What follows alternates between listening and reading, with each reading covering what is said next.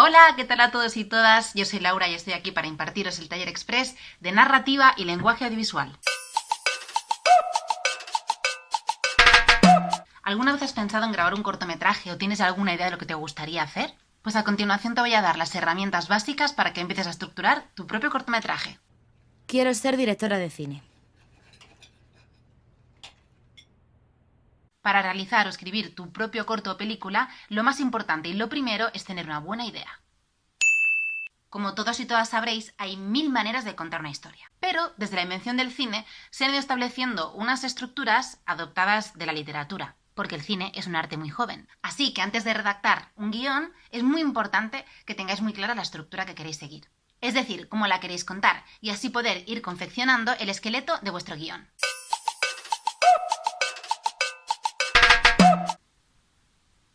En el mundo de la ficción, que no la ciencia ficción, o sea, las pelis o series que veáis, están narradas a partir de estructuras muy comunes. Y esta es una de ellas.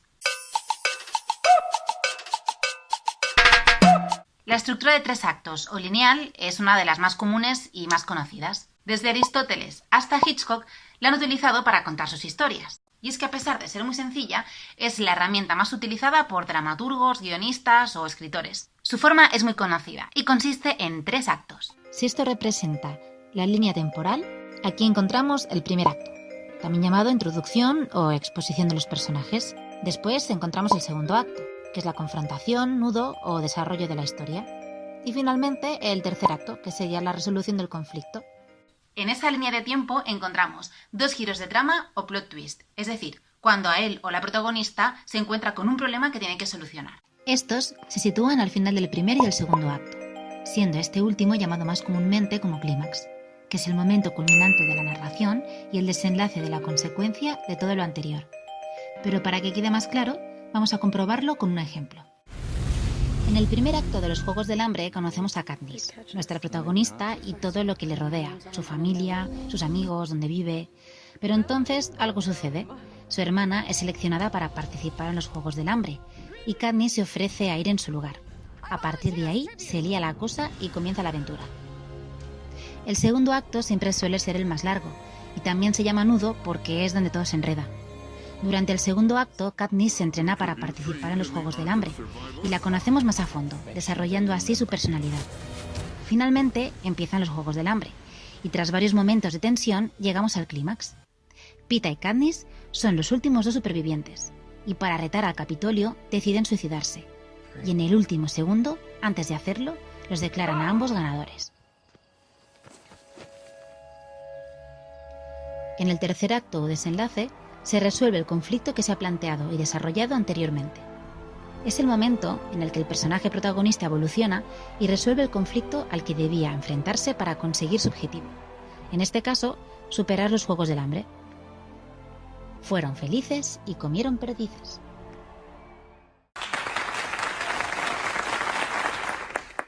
Y esta es la forma más clásica y común de contar una historia. Pero como os he dicho, hay muchas más maneras, como por ejemplo la siguiente.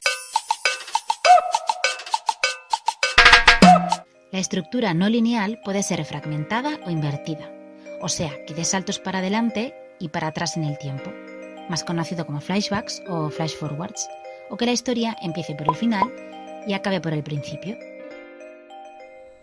¿Quiere un bombón? Una película súper popular con esta estructura narrativa es Forrest Gump, que si no lo habéis visto, pues lo tenéis que ver porque es un peliculón que ganó 6 Oscars y 3 Globos de Oro. Total, que la película empieza con el protagonista cuando ya es un adulto y rememora toda su historia a través de flashbacks. ¡Corre, Forrest, corre! ¡Corre, Forrest!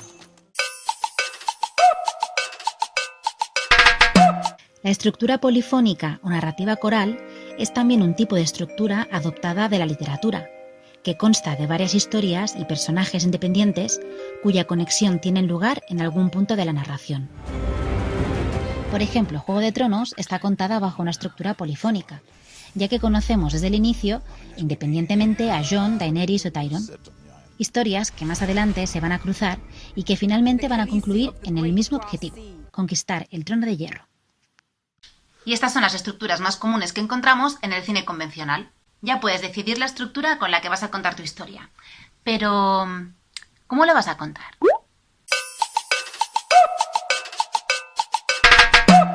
El cine, igual que cualquier tipo de arte, posee su propio lenguaje. La unidad básica del lenguaje audiovisual es el plano.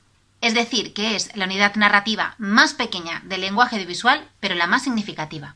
Como os podéis imaginar, hay muchos tipos de planos diferentes, y los vamos a ver a continuación con ejemplos de La Casa de Papel.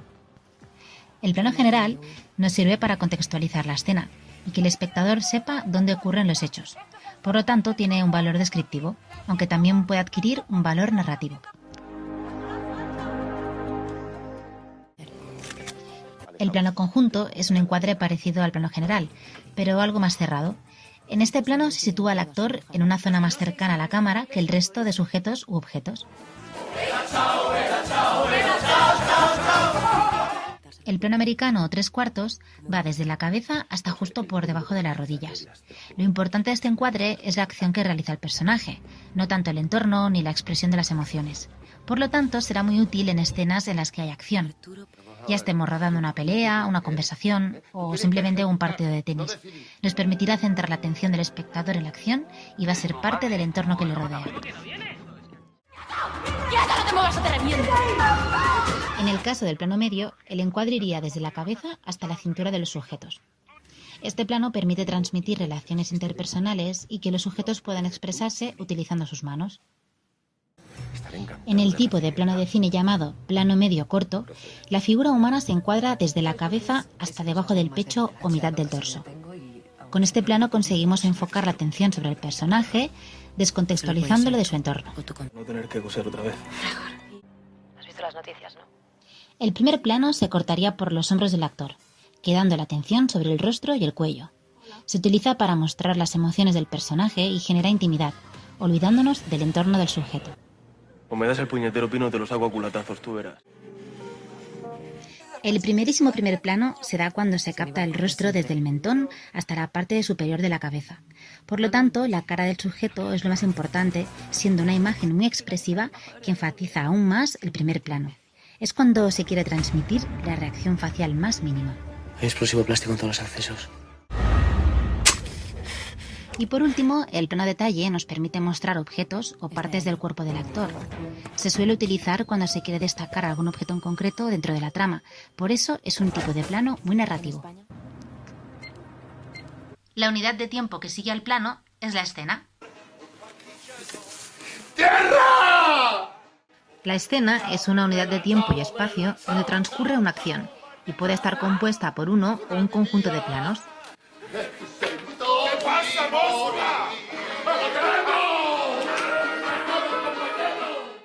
Y por último tenemos la secuencia, que es un conjunto de planos que consiguen una unidad narrativa de tiempo. Es decir, que son como mini películas dentro de la misma película. Cada secuencia tiene su inicio, su nudo y su desenlace. Y todas juntas, puestas en orden, conforman el total de la película. Ok. Bien, pues ahora ya conocéis las claves de la estructura y la narrativa audiovisual. Así que ya podéis empezar a hacer pruebas para contar vuestras propias historias. Y si os faltan ideas, os propongo una. ¿Por qué no intentáis explicar, a partir de un cortometraje, cómo han sido estos últimos meses de vuestra vida? Porque desde luego que este 2020 está siendo de película. ¡Hasta otra!